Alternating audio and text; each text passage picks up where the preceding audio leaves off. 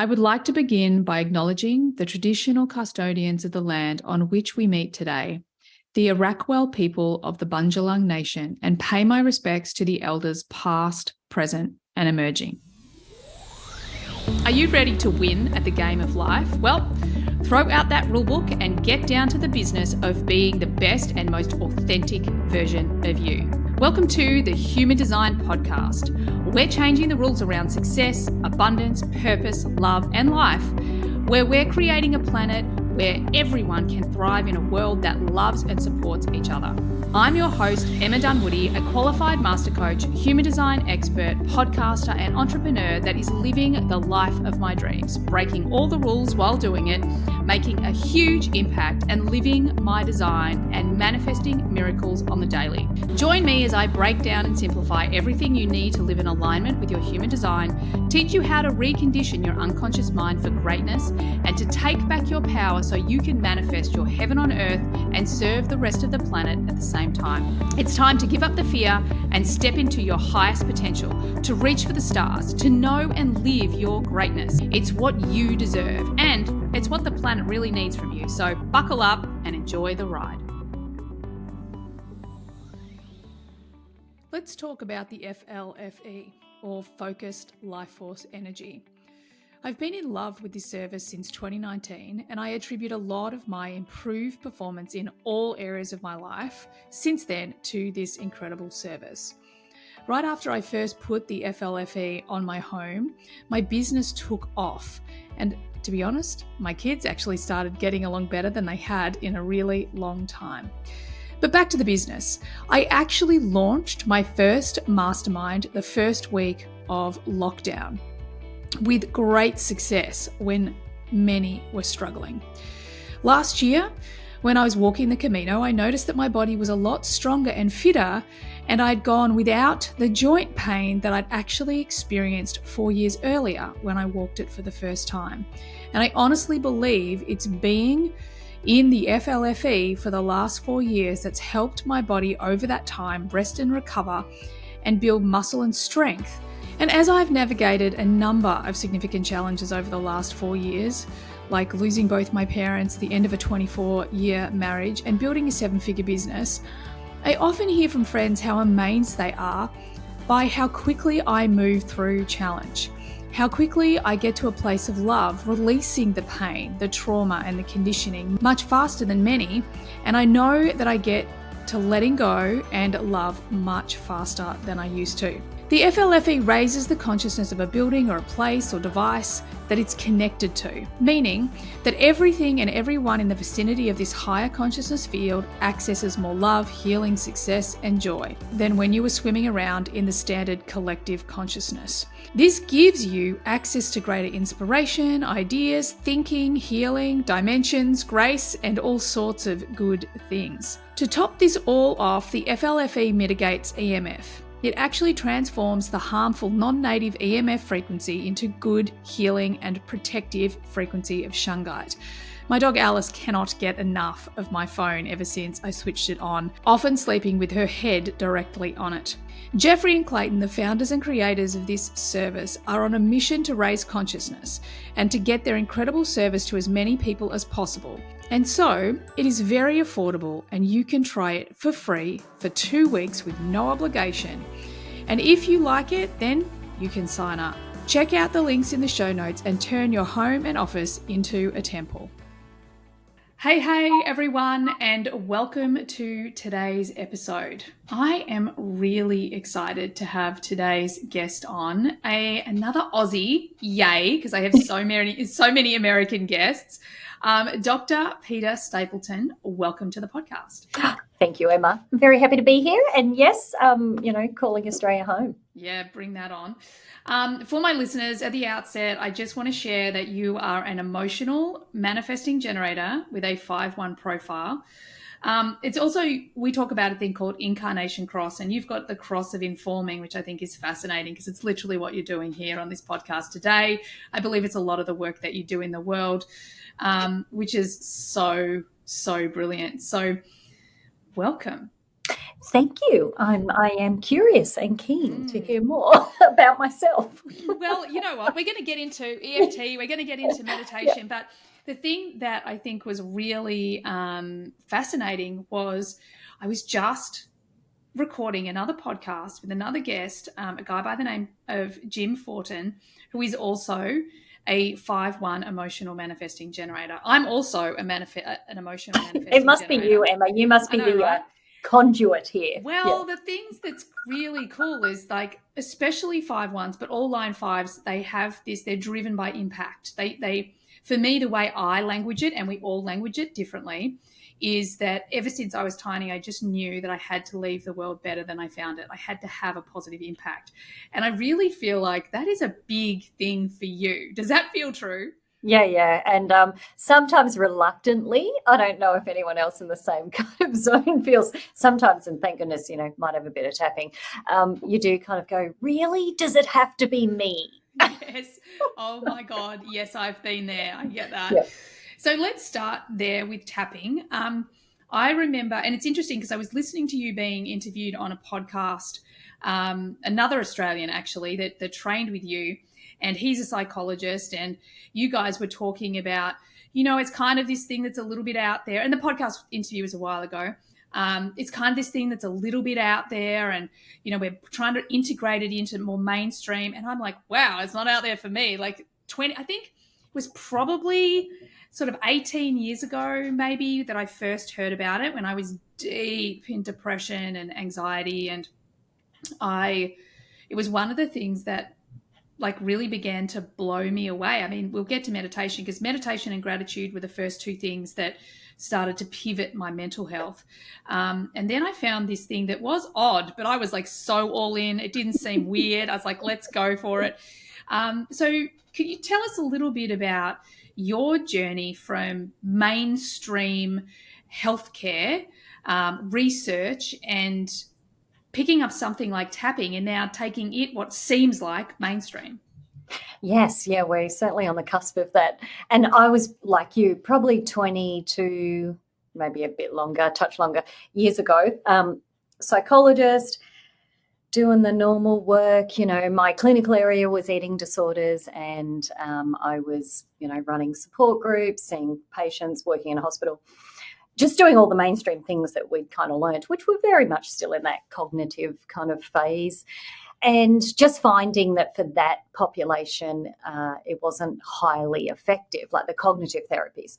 That's still to this day. There's just some nuances there in eating disorders. So I was complaining or whinging to a colleague who was a very patient man, because he would sit on the internet, and we're talking dial-up internet, not that patient. And he would sit there and he would research, because he had a love of learning. And so I was complaining to him. He was a bit of a mentor.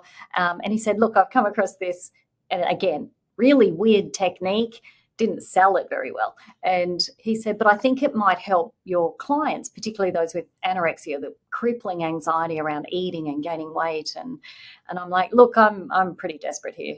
Tell me a bit about it. But whatever he said to me didn't really land. I didn't understand what he meant. I didn't have time or patience to sit with dial-up internet and wait for a page to load, So I kind of just brushed it away. Fast forward maybe a couple of months, I'm running my support groups. They were weekly. Eating disorder sufferers in the community would come along. We would teach them a psychological technique, try to, obviously offer some help. Anyway, a young girl, he came along to help me out, because the groups were getting bigger in number, which was sort of a sign of the times. But a young girl had a panic attack, and she was sitting in that group. She really started to hyperventilate. Something had triggered her. And he just sort of gestured, I'll just take her outside, because I had 20 people sitting there, So he left. I kept talking, and within about 5 minutes, I'm not joking, 6 minutes tops, they came back, and she was calm and composed, to the point where, and I wrote about this in my book, I thought he popped her a Valium. And I'm like, oh, it's a bit unethical. Might have to have a chat to him afterwards. Yeah, oh my God, hilarious. Anyway, so the group finishes. She's fine for the rest of the group. They leave. And I said to him, oh, obviously she, something triggered her. Tell me you didn't what really calmed her? And he said, no, of course I wouldn't do that. Yeah. I did that tapping thing that I've been trying to share with you and tell you about. So because I'd seen it in action, and I'm not joking, it was 5 minutes that they came back and she was calm, she was fine for the rest of the group, and then she went home. I thought, okay, this was really quick. I need to know a bit more about this. And of course, we had no research, no science whatsoever. And I think the thing about me, and I don't know if this does show up in my profile as such, is I have always been, even though clinical psychologist, now professor, academic, very conservative on the outside. The inside of me has always been outside the square. And I remember in my 4th year of psychology studies myself, driving in my car, and I was listening to cassette tapes of Louise Hay. So that's what I borrowed from the library. So to me, there wasn't much of a stretch for me to kind of go, do this tapping thing, feel better. We just didn't know how it worked. So that kind of was my journey and the start of my journey, because I'm like, tell me more about this. Went off to a training, obviously, did it on chocolate, and that was 25 years ago. And when the opportunity came along in my academic job to research, I said to my boss at the time was an MD, so a musculoskeletal doctor. I'm like, can I do it on anything? Because I don't really want to launch onto these research trials and do something that I don't believe in. And he's like, what do you want to do? And I said, look, I've come across this tapping technique, acupuncture, that's about all we know. Want to do it for food cravings because I think, that might have a real impact for people if they can not worry about willpower and lose weight over time. And we were seeing that as a very long-term strategy. Anyway, he just laughed and he said, yeah, you can do whatever you want, but pretty much nobody's going to come to that trial. So I go off and do my media release, and I do a little clip on a local current affairs show, and 4,500 people rang up. Oh, my God, I love it. And that was the start of our research. And I remember him looking at me going, what are you going to do now? And I'm like, I don't know. I have no idea. Because we weren't trying to necessarily, come out, guns blazing going, this works. We were coming into research to really be curious and go, okay, well, does it work? Does it last? How long? All of that. So, and that was, a good look, probably 18 years ago now that we started the research wave. That's amazing, because that must have been when I first found it. And I can remember that I was so desperate. I was so desperate to get away from this constant depression and anxiety. I'd have trouble driving my car. Equally at the same time, and from a human design perspective, I'm like, wow, I have what's called a defined will center. So I am equally the most determined person. So I wouldn't stop doing the things. I had the willpower to kind of keep going, but it was so painful.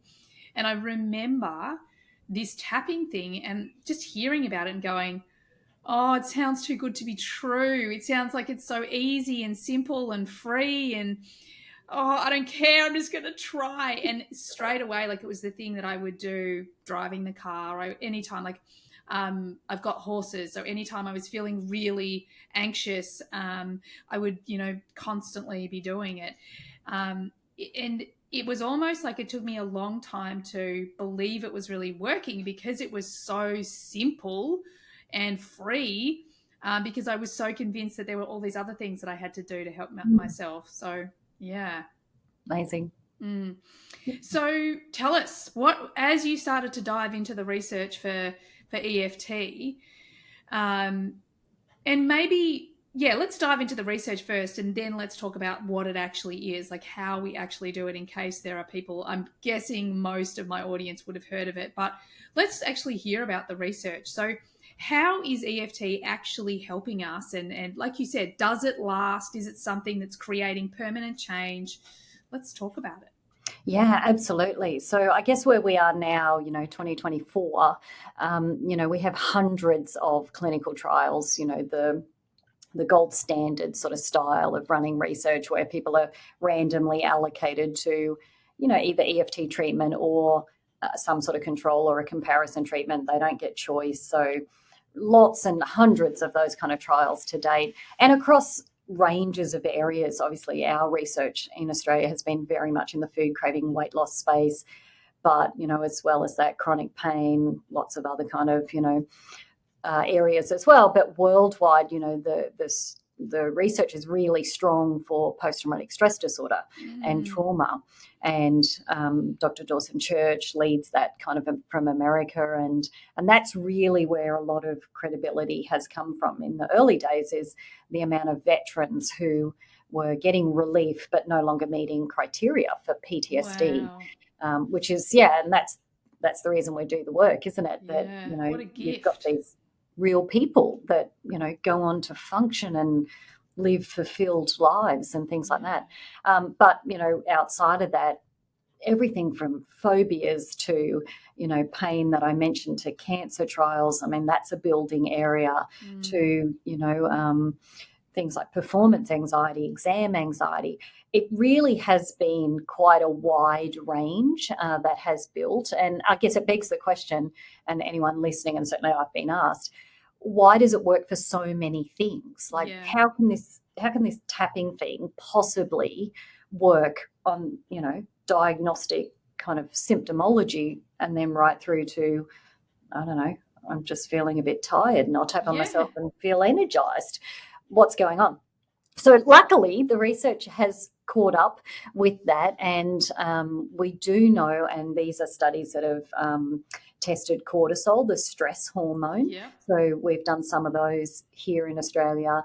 EEG studies, so brainwave activity. Gene studies, so looking at the expression of genes, that's been done. We've done functional MRI studies on blood flow to certain areas of the brain. Ultimately, what we know to date is that EFT is a stress reduction technique. It is absolutely profoundly addressing the stress. And that's why it can look like it works from phobia to chronic pain to cancer to trauma, whatever it might be. It's because you're addressing that stress. It's only dealing with one thing. That's all it's doing. We frame it in a million different ways, but it's just the one thing. It's just the stress thing. And we might call it a different feeling word, but ultimately, if it's the stress response in the body's sympathetic nervous system, and we've got a technique that is telling that amygdala, that stress center, to, hey, it's safe, you don't have to be scared of whatever this is, and that's lowering, then we see cortisol levels drop, we see blood pressure normalize, we see EEG normalization, we see people go into a relaxed state, we see DNA expression change. So which fascinates me. Like, talk more about that. Like, how specifically does the DNA change? So DNA, obviously, if people think of the double helix, which normally is the DNA picture you see, is impacted by the genetic material inside the cell that sort of surrounds that. Now, that can be impacted. So it can be influenced to tell the DNA what to do. So for a long time, and Dr. Bruce Lipton's work's brilliant in this. Show. I know all about genetics. He draws this little cell picture, which I can't replicate because I can't draw, but with a little antenna on it. It's like, he's like, the little door opens and then things can get in and tell it what to do, and then the door shuts. And he's like, that's how DNA can be told to express or not express. So we know that, I'll tell you about one of the studies was done on veterans that had PTSD. So they got 10 sessions, an hour a week for 10 weeks, had their DNA tested, and then follow up 3 months later. And they found that there were 6 genes that obviously were related to and matched the psychological symptoms of PTSD. And that might look like hypervigilance or nightmares or, hallucinations, visual, kind of auditory. So those symptoms match which DNA is expressing. So if you are tapping through, obviously we can use certain techniques for this, something traumatic that happened for those men, it may have been what they experienced during war and combat, and they were working through whatever feelings they had about that shock, outcomes, sometimes survivor guilt, that type of thing.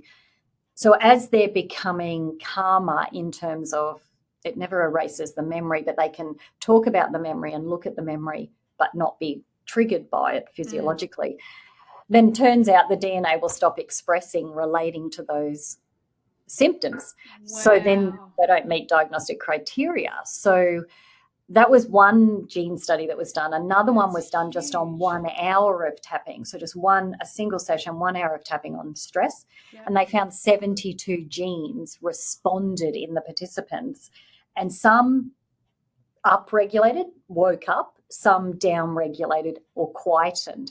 The ones that quietened, became quiet, let's say that. I love it. They were the ones that were to do with inflammation. Wow. Now, the ones that woke up or upregulated were to do with the suppression of cancer tumours. Wow. So the immunity response in the body was able to be measured through certain gene expressions. And they're like, if you're calmer, you switch on other hormones, DHEA, things like that, you increase your ability to suppress cancer tumours, and you downregulate, when you're calmer, inflammation. Wow. So there are actually Yeah. 72 genes that were Does that involved. that is so good, and obviously instantly we're going to go into meditation, but I'm like, that's why this stuff works. But does that mean? And I'm completely like, I know nothing, so it could be a useless question. But does that mean that we do have like a genetic disposition for how we will experience our trauma, not the external trauma out there, but how our body will respond to it? We have what we know through lots of kind of, say, trauma studies. We have predispositions, like you're saying, or vulnerabilities. Right. So it's not necessarily, and I would encourage people to go look at, Bruce Lipton talks about this really well in The Biology of Belief, his book, where you might have a vulnerability based on family history, your personality traits, but it's like you need something to trigger it. Mm. The other thing that contributes to that is epigenetic contributions. So definitely intergenerational trauma, where you're knowing your family history, is actually really useful, as far as, did you have ancestors that went through Great Depressions, famines, wars? Because epigenetically we know that can be carried through in that material that surrounds the DNA, the double helix, and that has great power in instructing the DNA. So Bruce talks about that really well in his book, that there's a vulnerability, but we know now, and lots of tools do this, we call them the fourth wave approaches. They can downregulate it, so that just because that has happened, or every female in your family has had the non-genetic form of breast cancer, doesn't mean you have to get it. Yeah. And it is that stress response. People do underestimate, people go, I'm stressed, and it's a badge, and it's like, it no, was a badge of honor for you don't want to be stressed. No. So the EFT world's come a very long way. The other thing that I was going to throw in there is, because we're actively tapping on a known acupuncture point, and that body of research has been growing and growing as well in the acupuncture field and the primovascular system. EFT was always talked about as an energy, and it comes under that umbrella, energy psychology and meridians. But that's a physical concrete duct system in the body, which has only really just emerged in the last sort of decade as well, called the primovascular system. There, you can inject dye into that system and see the acupuncture point, because it coagulates.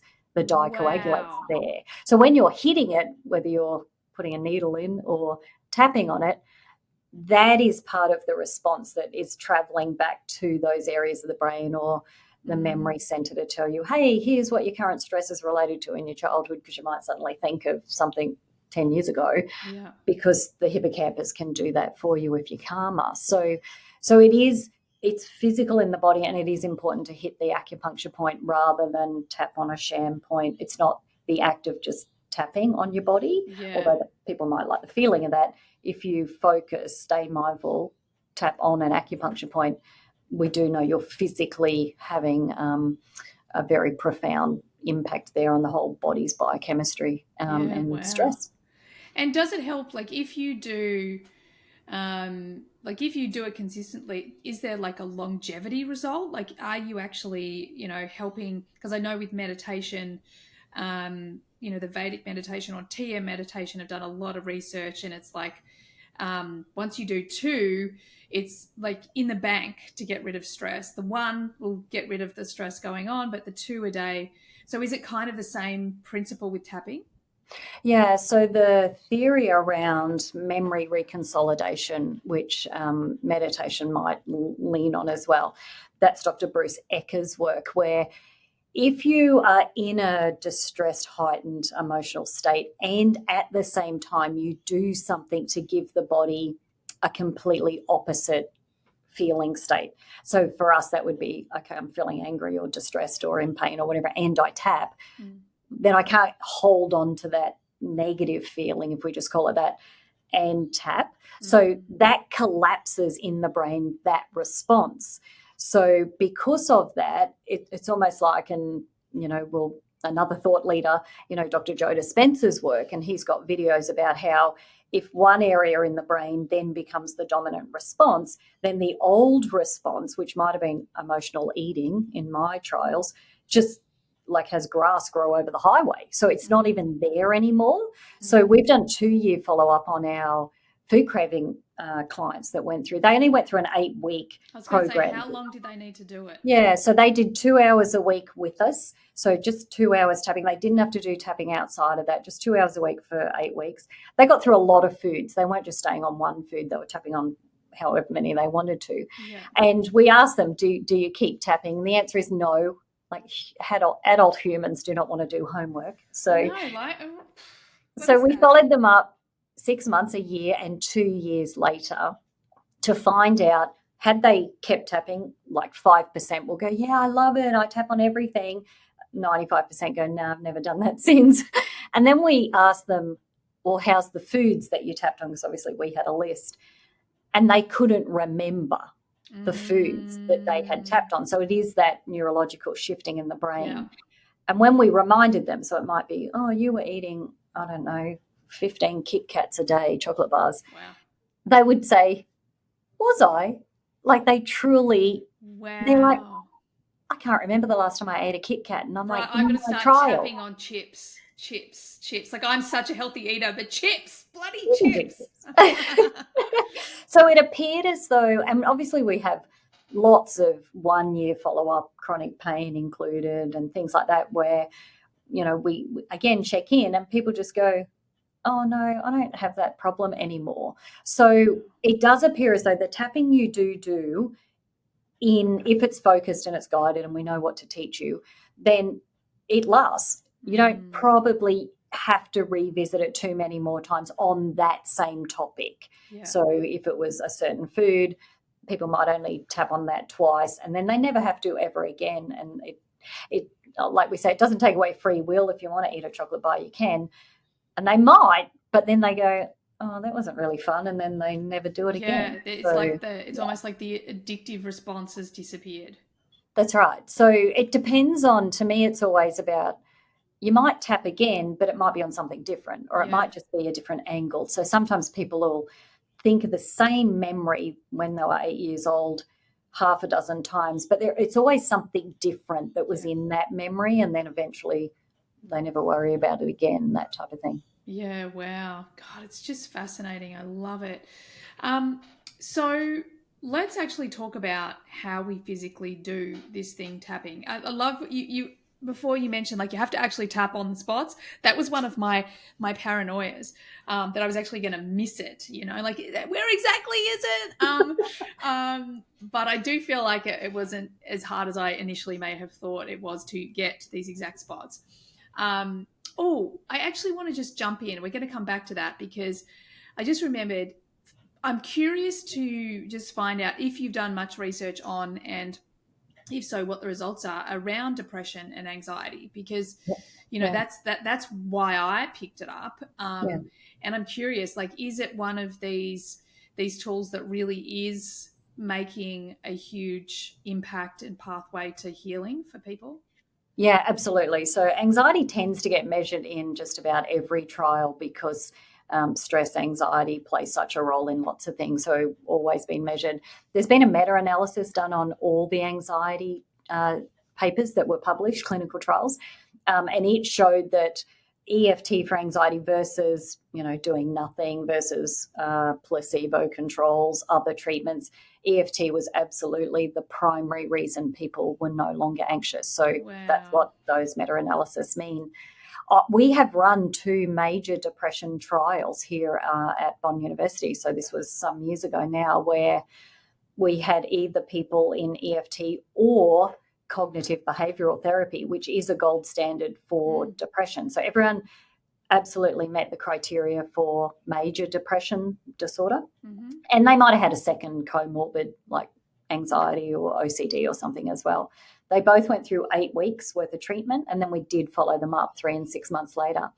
Now, what happened, and what does happen a lot in EFT trials, is the EFT group get their gains in the trial because they're actively tapping every week that they meet. And again, 2 hours a week, 16 hours. The CBT group might learn information but have to go home and apply it, and a lot of homework is required in cognitive therapies.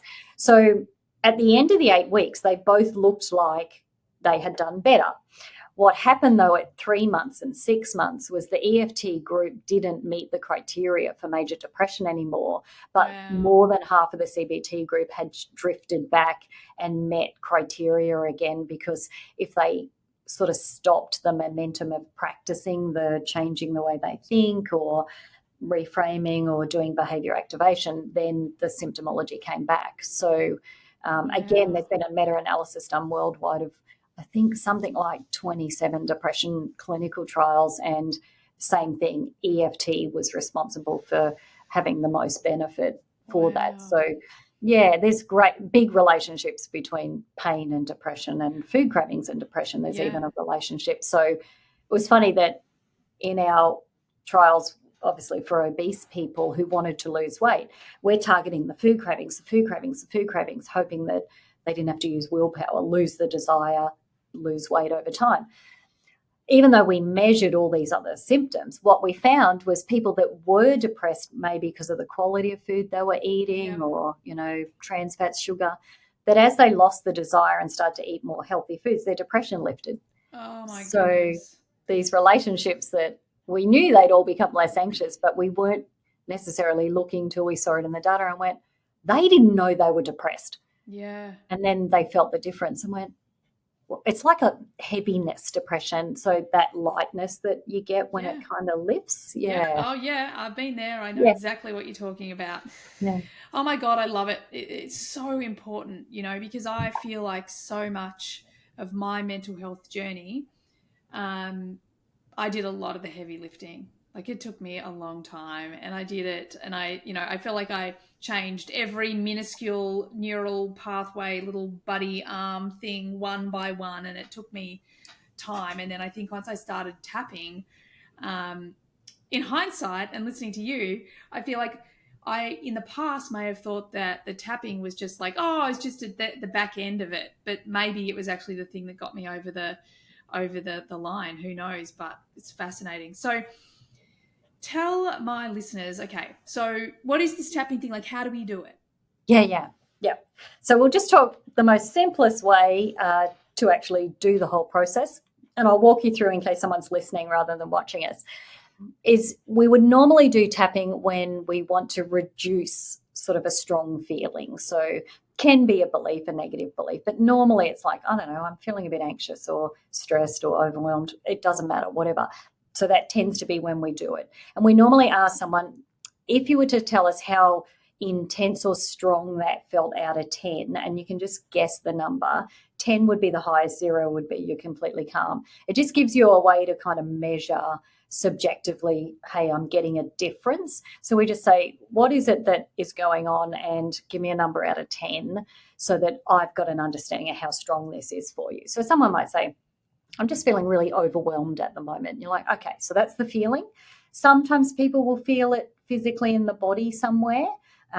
If you do, great, you can actually put your attention there. If you don't, doesn't matter. Sometimes people just know that's how they feel. Yep. The first thing we do then is we actually become really mindful and present to that feeling, which can seem counterintuitive because we're actually going to ask you to say your problem. And people kind of go, what? Yep, that was me in the beginning. I've never said this out loud. I feel really meant to be depressed. doing the opposite. Yeah.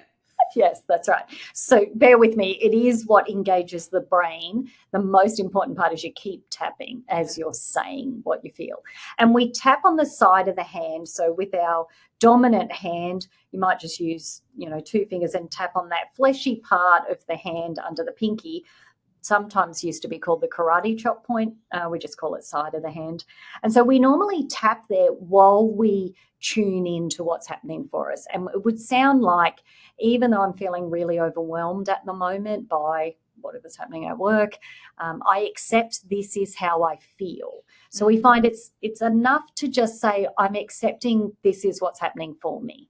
The traditional way of EFT back 40, 50 years ago was to say, even though I have this problem, I deeply and completely love and accept myself, because it was an acceptance statement. Yeah, that's what But I it's remember more saying. about accepting what's happening now, because sometimes genuinely, even in my eating disorder space, people, they don't yet love and completely accept themselves, and that's okay. It's more about saying, I'm just acknowledging what is happening for me at the moment. So after we do that, we might do it 3 times in traditional sessions. We start tapping on the 8 points that we use in research. So the first one is the start of the eyebrow. So again, we just tap there with 2 fingers. And all we do is just stay present and mindful to the main feeling. So that might look like someone just says the word overwhelmed, or I'm overwhelmed. So that's the first one. The second one is the side of the eye. And again, as you're tapping there, you don't have to say it out loud. It's better to stay on track, but just I'm overwhelmed. So you're just staying present with the feeling. And if you have it in your body, you can just focus there. The next one's under the eye. Again, I'm overwhelmed. Next one's under the nose. The next one's on the crease of the chin. And again, every time I'm tapping here, I'm just saying I'm overwhelmed, whatever's happening. The next one's about 1 inch under the end of your collarbone, so in the middle there. So people tap, I'm overwhelmed. The 7th one is under your arm. So if someone's wearing a bra as a lady, it would be the top bra strap. Otherwise, it's about 4 fingers from the armpit, like that's where the acupuncture point is. So sometimes people can rub around and feel it. And again, we would just say, I'm overwhelmed. And the last one is the dead center of the head. So sometimes using an open, flat hand just to tap in the center. It is actually where a lot of acupuncture points come together. Yeah. So having a flat hand, make sure you hit that one. So after tapping just once on those 8 points, we would say to someone, all right, just take a comfortable breath, tune in what's happening. You can either give me a number out of 10, you can tell me what's happening in your body. But ultimately, we would keep doing those rounds of tapping until someone said they were feeling a difference, or maybe other information comes to mind about what's happening here, or, a reaction and why you're having a reaction, that kind of thing. So it could take 5 minutes. You might dedicate 40 minutes to tapping. It can be whatever you want. And do you need to be doing both sides of your, or can you do one? You can. Sometimes people do like that. We've run an OCD trial as well. People like the balance of both. That's perfectly okay. So sometimes if you do want to do both sides, and little kids often do both sides to keep both hands engaged. In our trials, we only ever teach one side. It doesn't matter if you swap halfway, because your arm gets tired. As long as you're hitting an acupuncture point, we don't mind. Yeah, amazing. That's so cool. And is it pretty hard not to hit the points? Like if I just follow where you said, like I'm pretty much going to get it. Yeah. Roughly everyone is going to be around that. You can buy, and not that you need to rush out, AccuPen detectors. Now they're available, on eBay and Amazon, where they will, so it's not an AccuPen, like don't get one with needles in it, because you can buy them for acupuncture. It's an AccuPen detector. And so as you run it around, it beeps. And when you hit the density of that acupuncture point, like kind of, it will beep it like faster.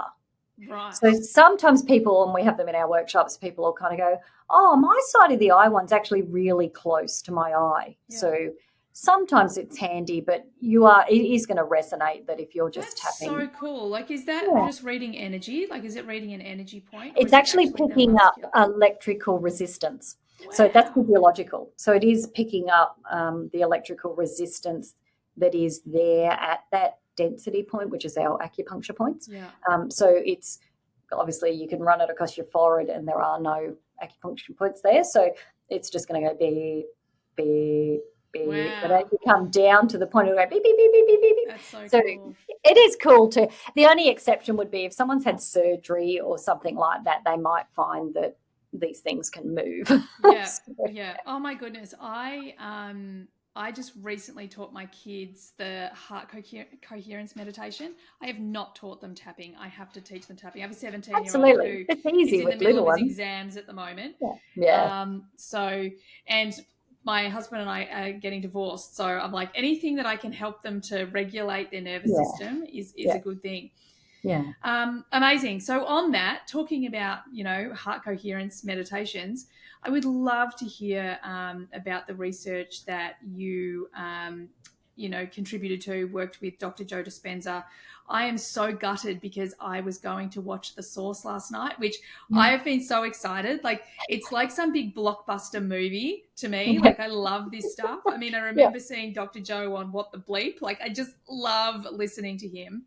And again, I often attribute to The Biology of Belief is a book that saved my life.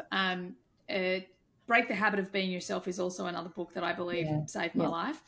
So I'd really love to hear about the research that you've been doing with Dr. Joe because, as I said earlier, meditation I really believe was another part of saving my own life.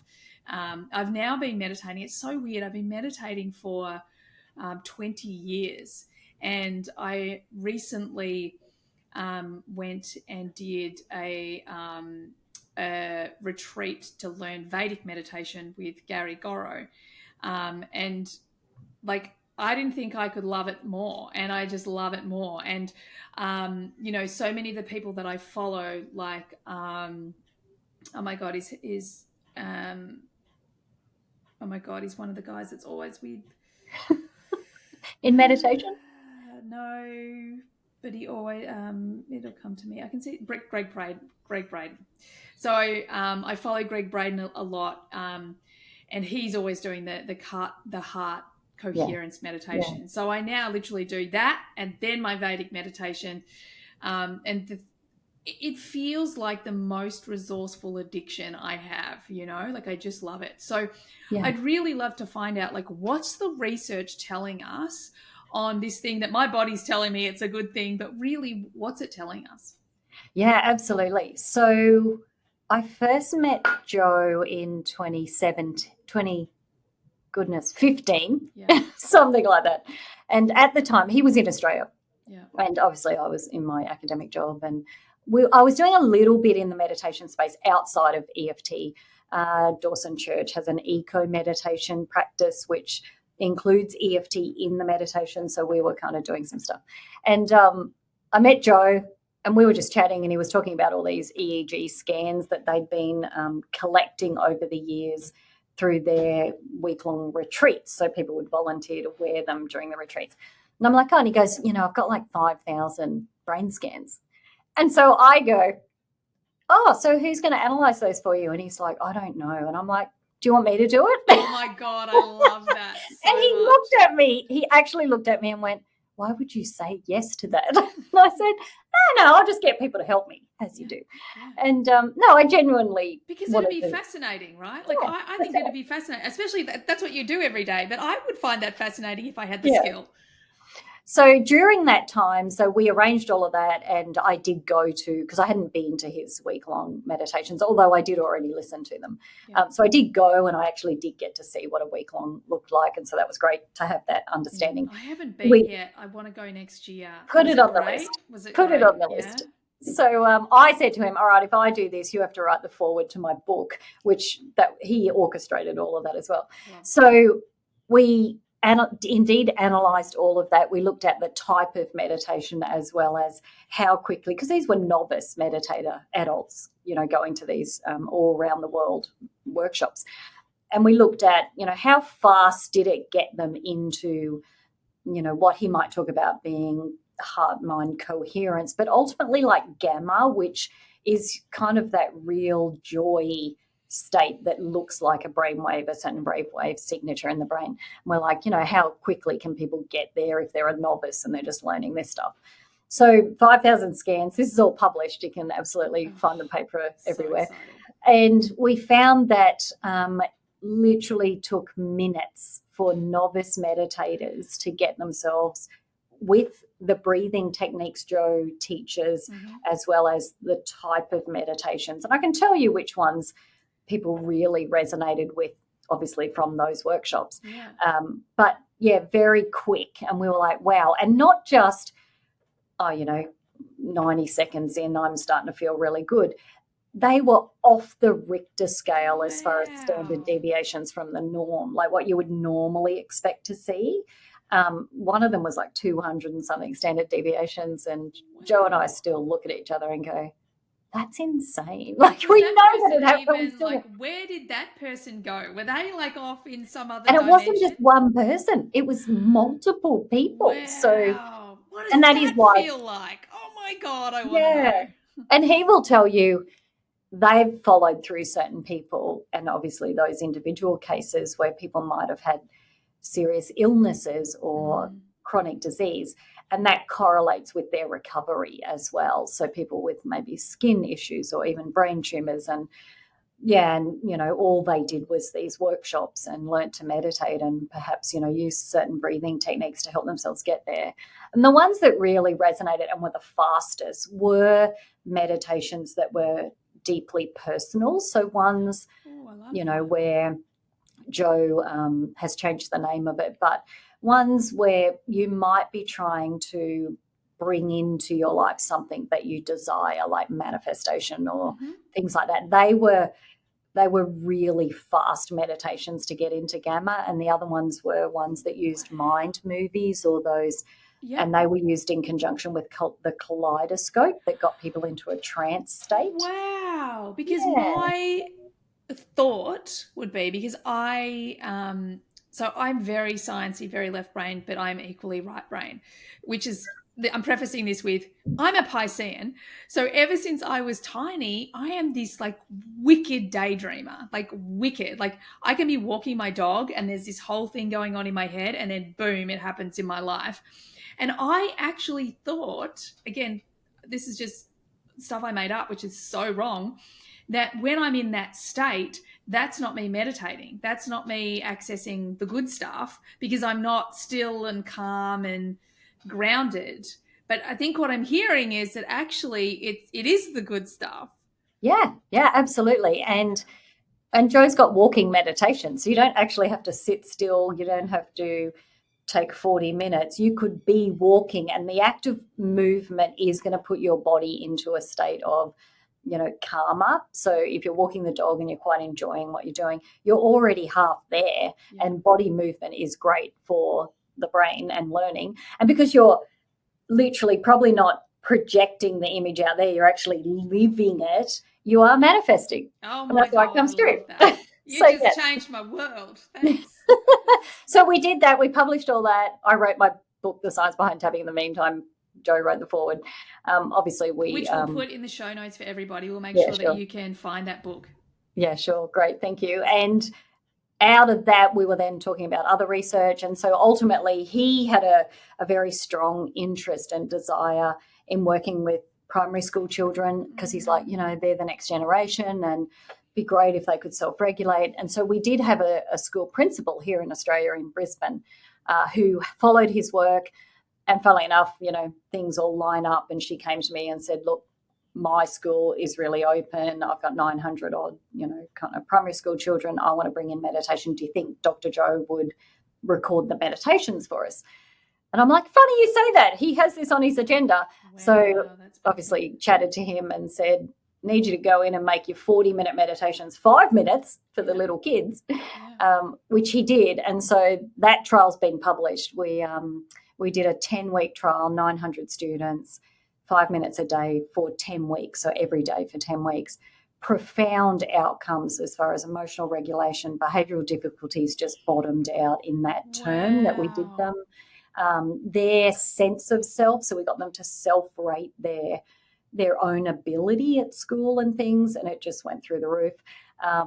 But here's what was really interesting. We looked at, okay, daily, great, kids are regulated. Often they want to do it twice a day, and that was okay. But we looked at when did the kind of changes occur, and did it take 10 weeks? Because I think that's important to know. And funnily enough, it was about week 6. So about week 6, and this was the last term of the school year, which is notoriously in Australia, coming into summer, and they're like ratty. Oh my God. But they weren't. So by week 6, they got it.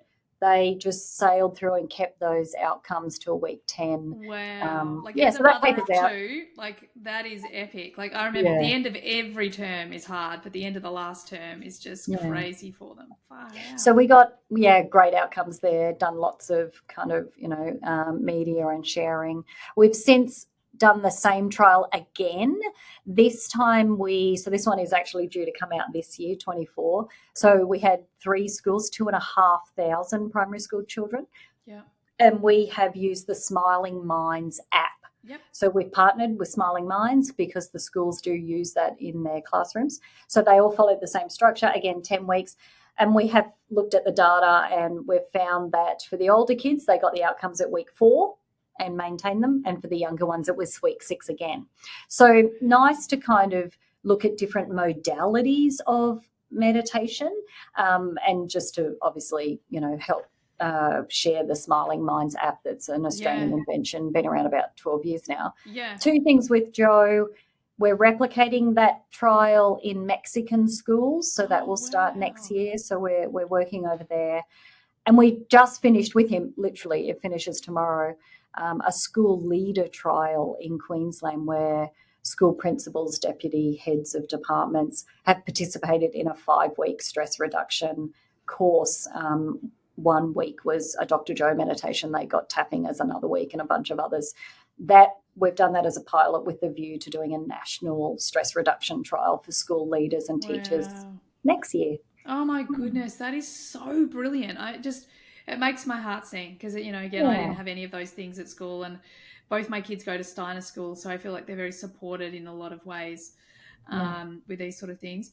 So with the meditations that the kids are listening to, are these like meditations that's just like follow your breath, count to 10, or are they like story meditations? Like, how do you get them to like focus? Yes. So because it was a 10-week, they had 5 different meditations, and they practiced them for 2 weeks. Mm-hmm. So they really got familiar with the same meditation for a 2-week period, and then they switched to the next one. Mm-hmm. It also allowed us to be able to see, did they like some of them better than others? They absolutely, whether it was the Smiling Minds trial or Dr. Joe, the first 2 weeks were on belly breathing, and they were about reconnecting. So they did learn that.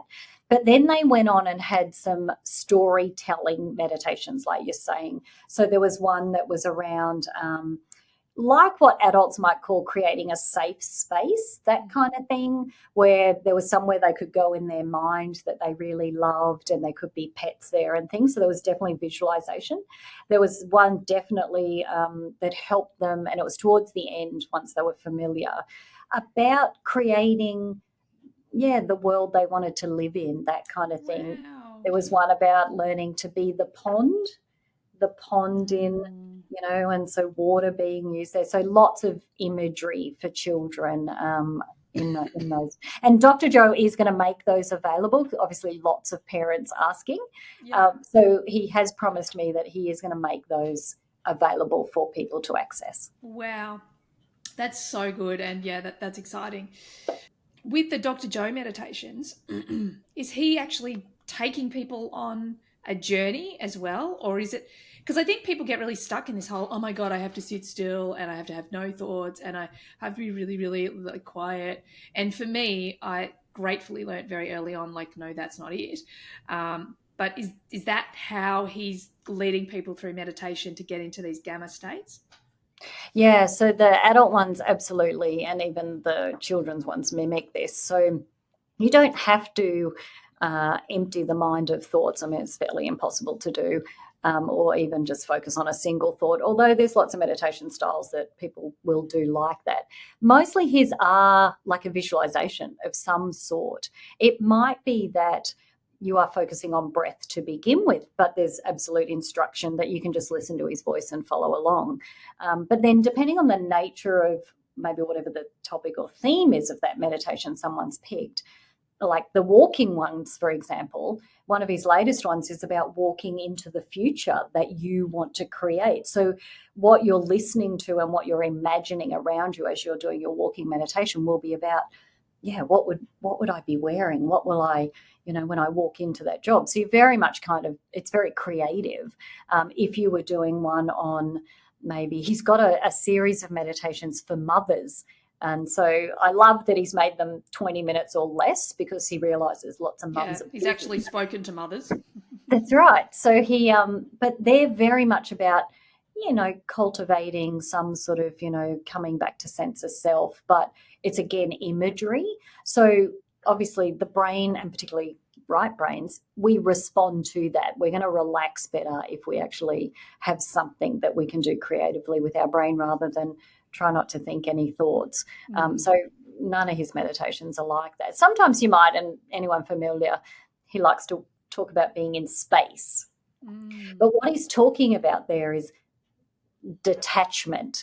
So when people, even if they're listening to something that is guiding you, like guided imagery, it is about detaching from where I'm sitting here and what this world is, so that I can create. And that's what he's talking about, being in space, that we almost talk about, dissociating from your physical self, so that you can start to have other ideas come into you, or create or visualize, manifest, whatever it might be that you want. Oh, I love that.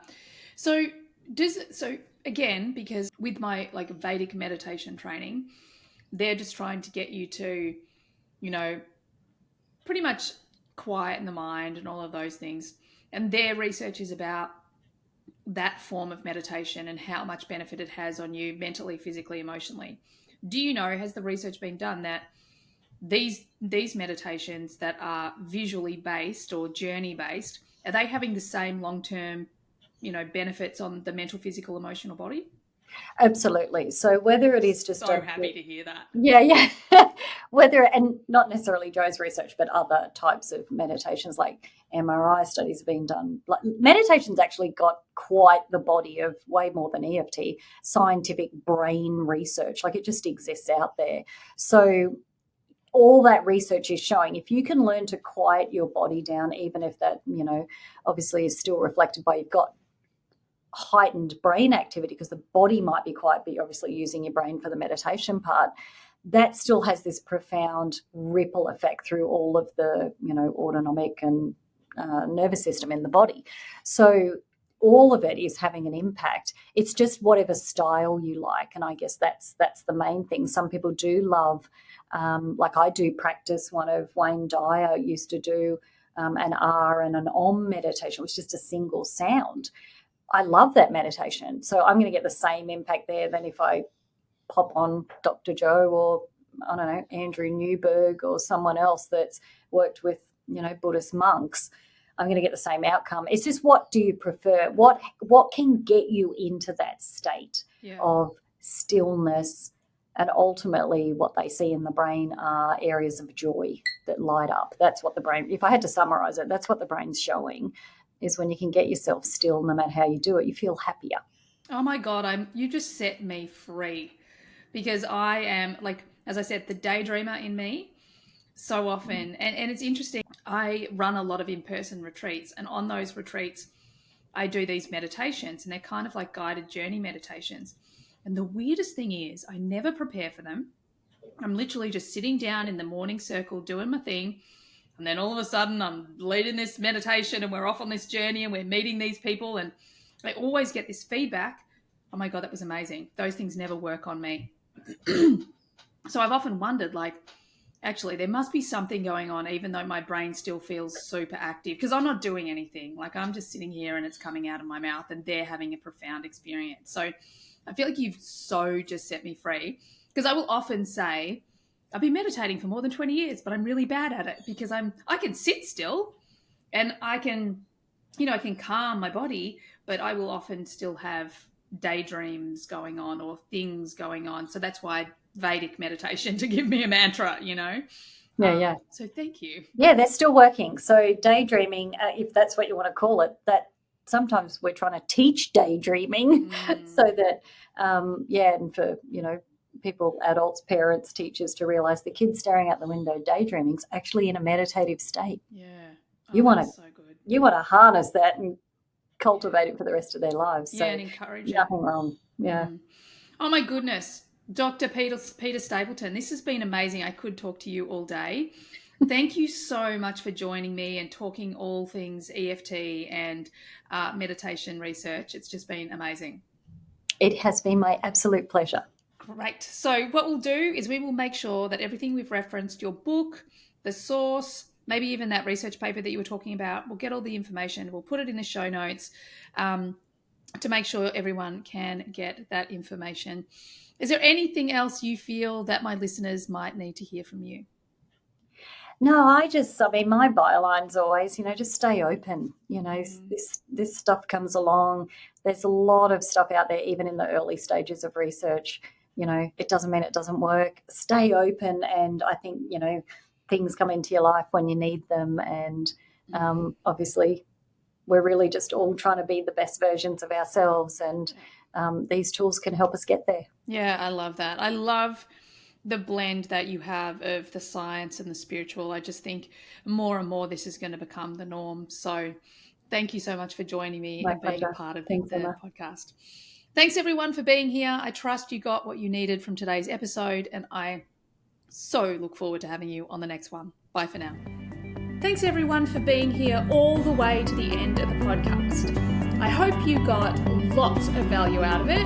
I certainly had a lot of fun doing it. Could I please ask that you share this podcast with friends if you found it valuable? And also, bonus points, could you leave a review for me as well on Apple? It would be greatly appreciated. If at any point you would like to be on the podcast, or you've got questions that you'd like me to discuss on the podcast, by all means get on my socials and DM me. Everything you need is there in the show notes. Have an awesome day. Bye for now.